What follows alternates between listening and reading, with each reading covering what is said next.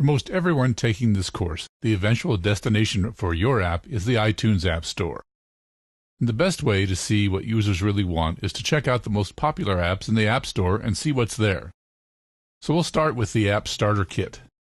This is what Apple recommends you install when you first get a new device, and it's very illustrative of the kinds of things that Apple thinks are great apps.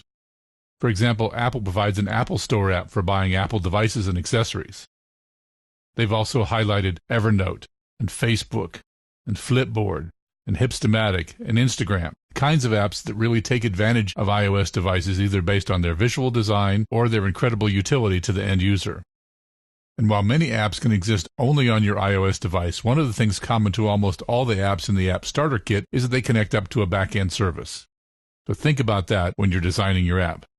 Next, let's take a look at the top paid and top free apps. We come back to the main page of the iTunes Store. You can see over here on the right-hand side, there's a list of the top paid apps. We can click here to see all of them. In the paid list, one of the things you can see when you look at all these apps is they all have a great icon, a great name, and they're priced for an impulse purchase.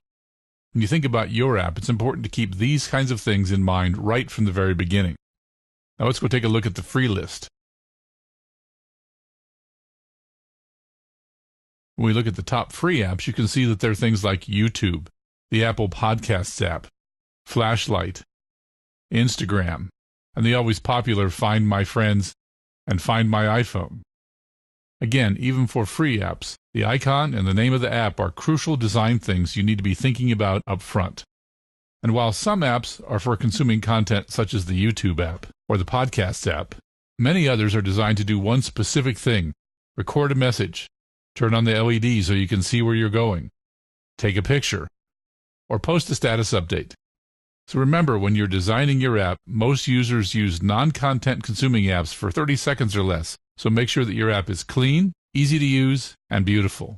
So that's a quick tour of the App Store. I highly suggest that you spend a bunch of time looking at the apps that are successful. Look at all the free lists, look at all the paid lists, look at the different categories. For example, we can look at categories here: books, business, catalogs, education, etc. Look at the category where your app is going to live.